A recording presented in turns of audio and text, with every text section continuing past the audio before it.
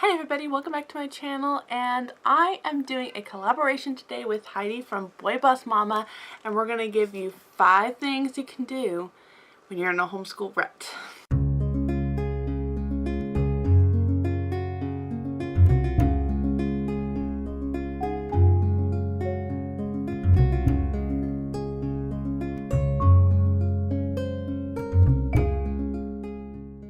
Like I said, this is a collaboration with Heidi from Boy Boss Mama. She is a phenomenal mom and YouTuber. Go ahead and check her out. I'm going to leave her link down in the description box below.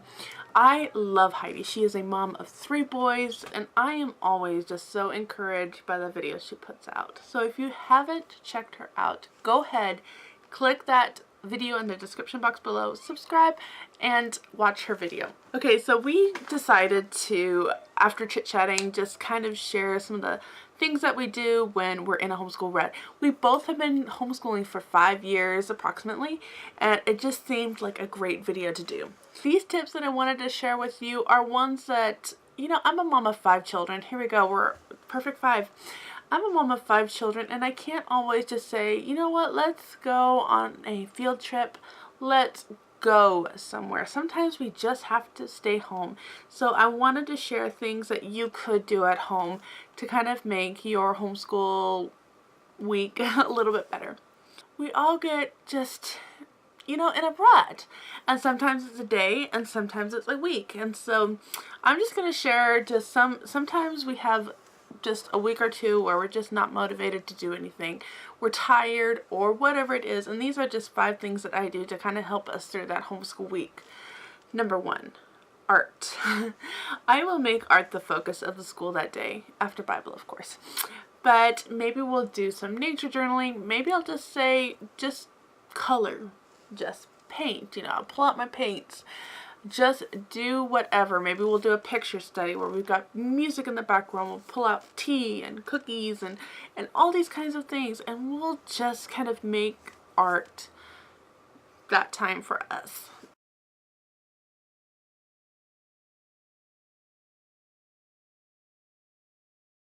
Number 2, make tea and cookies.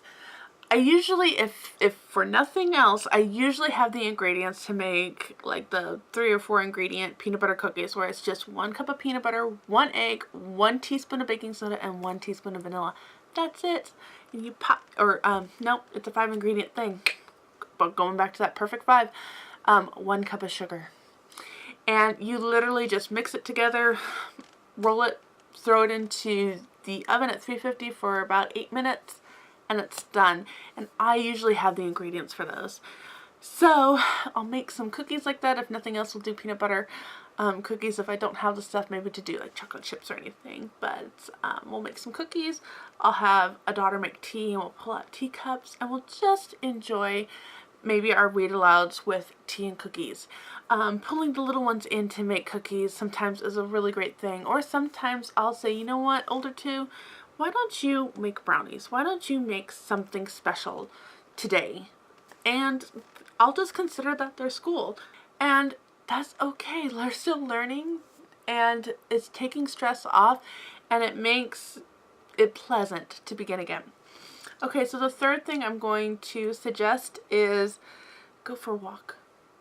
You know, sometimes we'll just start our morning out. If I know that we've just been going rough, and I'll be like, let's just take a walk, and we'll put the shoes on, and we'll just walk around the block. And you know, don't get me wrong, like a lot of times, we're starting out, and it's only the mom that's the enthusiastic one. The kids are just like, Mom, do we have to? Can we go home now? And I'll be like, okay, we're heading home, and it's gotta get around the block first. And I'll be like, oh, look. And I'll just point out little things. Now, if you do it in the, look at this beautiful sky. Kids are going to be like, yeah, Mom, great. Or if you say, look at that tree. Did you know it's an elm? Or whatever. Kids aren't going to be enthusiastic. Sometimes they'll pick up things on their own. Sometimes I'll look for things that aren't, you know, beautiful and picturesque. Oh, dog was over here. And they just kind of like, oh yeah. I mean, things like that kind of make my boys giggle. And that's the point. Sometimes it's, my daughter loves to collect all the recycling she finds on the street. And she gets money for it because we're in California. And so she'll pick up recycling to collect money for, and that makes it fun. And then she gets little ones involved, and they're trying to find it, see how much pennies they can rack up. And the older ones, like my sister that I take with me, she'll just be like, oh, I wonder what, like drawing that tree, how hard that would be. Oh, look how, I'm going back to trees here. Look how those roses go along those fences. And things like that kind of just get de-stressed, and then we're had some exercise, and then we can go in, and yeah, it might be a later start today, and I might just say, you know what, we're gonna skip science today, or is there a subject you guys want to skip today after our walk, because it's like, oh, we ran out of time. And that also makes it a little bit more fun for next time you suggest a walk.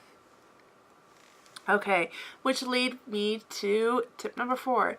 Some days, and I don't do this often enough because I was thinking about it as I was doing this, and I'm like, you know, I need to bring that one out a little bit more. Some days I'll have what I call half days. Public schools have them. Why don't homeschoolers? And so I will tell them, you know what, let's just do half of our lessons today. And if that means we only get Bible and grammar in, then we only get Bible and grammar in. If we only get history and Bible in, we'll only get history and Bible in. Or maybe just half a math lesson. That's okay. It's okay. Really, just give yourself some grace about this, because they aren't going to learn. And that's the whole point of this. It isn't just to get everything done. They're not going to learn when they're tight and stressed and upset. Believe me. I'm still learning that one though. After 5 years, I'm still trying to drill that into my own brain. So, but tip number 5, let your kids be the teachers for the day. That is so much fun. I mean, I did this when I was little. I love to play school. I love to play teacher. So now let your kids do it. I always just start the morning with our Bible, and I just do that because a lot of those names are really difficult to learn, but sometimes they will step in and do it. But I let them be the teachers. It's like, you go ahead. You can teach today's lesson. And sometimes they're like, oh, yeah, no, I'm okay. Or sometimes they will get all into it, and they will pull out the kinds of things that I never use, like rulers and paper and extra textbooks and everything. And they'll go to town. And that's okay. It's still learning. Actually, I'll bet you they learn a little bit more than you teaching them, because they're going to want to present good information. Those are going to be the 5 tips I think will be really beneficial and help you get out of your homeschool rut. And I hope you enjoyed this video. If you did, go ahead and give me a thumbs up. If you're new to my channel, I would love to have you stick around. I do a lot of homeschooling videos and reading material videos. And you can click the subscribe button. Until next time, have a blessed day, happy homeschooling, and I'll see you next time.